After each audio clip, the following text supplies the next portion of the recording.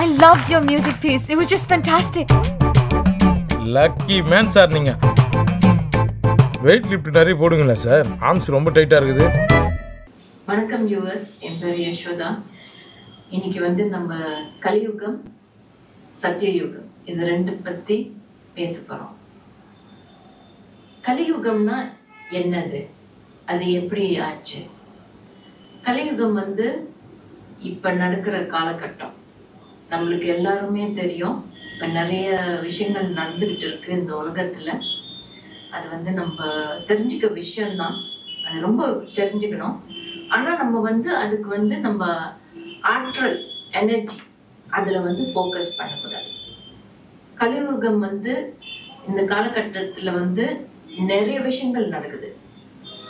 நிறைய பேர் வந்து போதை விஷயத்துல இல்ல இந்த ட்ரக்ஸ், ஆல்கோஹால், அப்புறம் லேண்ட்ஸ்லைட், தீய சக்திகள் அதெல்லாம் ரொம்ப நடந்துகிட்டு இருக்கு. இப்ப நீங்க பாக்குறீங்க ஏரோப்ளேன் ஏதோ நடக்குது, இல்ல ஒரு ட்ரெயின் கொலாப்ஸ் ஆயிடுது, ரயில் ட்ராக்ல ஏதாவது ஆயிடுது.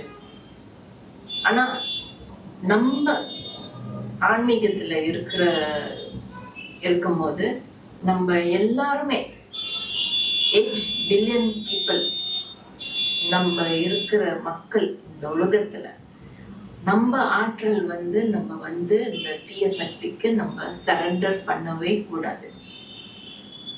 நம்ம எப்போதுமே நம்ம வைப்ரேஷன் வந்து பாசிட்டிவ் வைப்ரேஷன்லயே இருந்துகிட்டே இருக்கணும். நம்ம ஆற்றல் வந்து பாசிட்டிவாவே இருக்கணும்.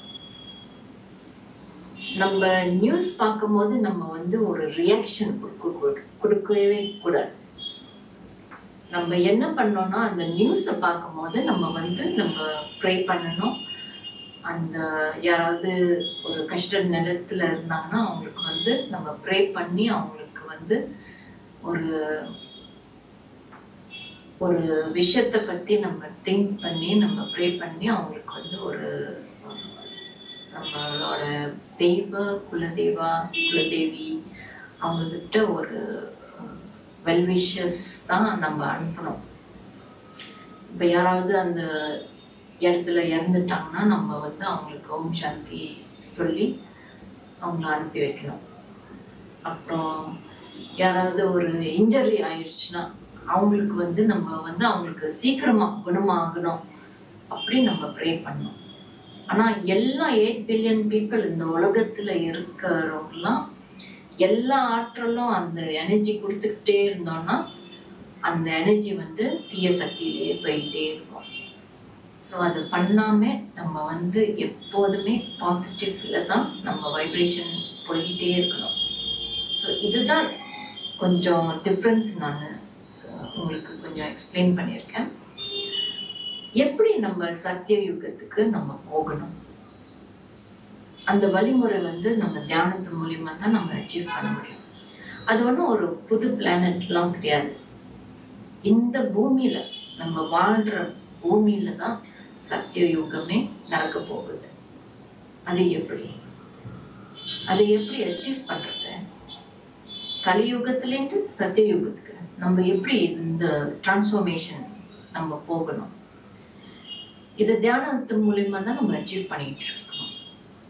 இது வந்து நம்ம வந்து தியானத்துல பண்ணும்போது நம்ம ஆற்றலை நம்ம கிளென்ஸ் பண்ணிக்கிறோம். நம்ம உடல் உயர் எல்லாமே நம்ம பேலன்ஸ் பண்ணிட்டு பிறகு எப்போதுமே நம்ம பாசிட்டிவ் வைப்ரேஷன்ல பேசணும். பாசிட்டிவ் வேர்ட்ஸ் தான் நம்ம சொல்லணும். எதுவுமே நம்ம வந்து தீய வார்த்தைகள் அதெல்லாம் பாய்க்கவே கூடாது. அது பாய்ச்சாக்கா நம்ம வந்து அது அஃபெக்ட் ஆகும், மற்றவங்களுக்கும் அஃபெக்ட் ஆகும். ஸோ அந்த நியூஸ்லாம் போடும்போது நம்ம வந்து அது கேட்டோமா சரி அதோட விட்டுருணும். அது போயிட்டு திருப்பி அதை எக்ஸ்ட்ரா ஒரு வைப்ரேஷன் கிரியேட் பண்ணிக்கிட்டே இருந்தீங்கன்னா அது எல்லாரும் கிரியேட் பண்ணிக்கிட்டே இருப்பாங்க. ஸோ அது பண்ணக்கூடாது. அது உங்களுக்கு ஒரு நேரத்துல நீங்க வந்து அதை அக்னாலேஜ் பண்ணிட்டு நீங்க அதுலேருந்து டிட்டாச் பண்ணிடணும் அந்த எனர்ஜிலேருந்து. ஸோ இது ரொம்ப முக்கியம். ஸோ நீங்க மெடிடேஷன் மூலியமா தான் நீங்க சத்திய யுகத்துக்கு மூவ் பண்ணுவீங்க. ஸோ இந்த பூமியில இருக்க நேரத்திலேயே நீங்க வந்து சத்தியயுகத்துல தான் இருப்பீங்க. ஸோ எப்படி இது டிஃப்ரென்ஸ் பண்ண முடியும்? நீங்க மெடிடேஷன் பண்ணும்போது உங்க ஆரா ஃபீல், உங்க பிரபஞ்ச சக்திகள், உங்க சுத்தி இருக்கிற ஆற்றல், எனர்ஜி உங்களுக்கே தெரிய வரும். உங்க தியானம் பண்ண பண்ண அந்த உங்க வார்த்தைகள்லாம் எல்லாமே பாசிட்டிவ்ல தான் ஓடிட்டு இருக்கும். ஸோ உங்களுக்கே தெரிய வரும்.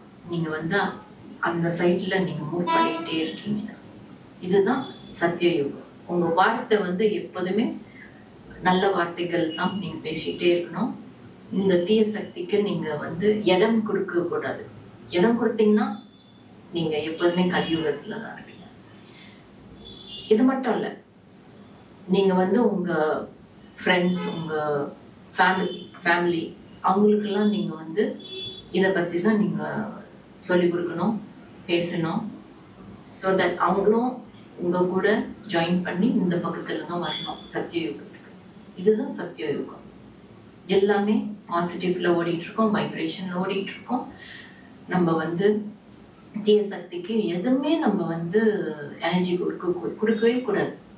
அது கொடுத்தாலே ஒரு செகண்ட்ல எது வேணாலும் ஆகலாம். ஸோ அதுக்கு தான் நம்ம வந்து நம்ம நம்பிக்கையை வந்து 100%ல இருக்கணும், டவுட்டு 0ல இருக்கணும். ஸோ அதனால தான் நம்ம வந்து வாழ்க்கையில வந்து சத்தியயுகத்துல ஈஸியா நம்ம டிரான்ஸ்ஃபர் பண்ணலாம். டிரான்ஸ்ஃபர்மேஷன் ஆகிட்டே இருக்கும். உங்க உடலுக்கும் டிரான்ஸ்ஃபர்மேஷன் ஆகும், உயிருக்கும் ஆத்மாவுக்கும் ஒரு டிரான்ஸ்ஃபர்மேஷன் ஆகிட்டே இருக்கும். ஸோ இதுதான் டிஃப்ரென்ஸ் கலியுகம் சத்தியயுகம். இது ஒன்றும் ஒரு புது பிளானட் உருவாகி நம்ம வந்து வேற அவதாரம் எடுத்து நம்ம அதெல்லாம் நம்ம போல. இந்த உலகத்துல நம்ம இப்ப நான் யசோதா வந்திருக்கேன்னா அது என்னோட இந்த பிறப்புல நான் அடைய போற சக்தி. இதுதான் நம்ம அடையணும். இப்ப நீங்க ஒரு ஆண் மகனா வந்தீங்கன்னா நீங்க சிவனோட இததான் அடையணும்.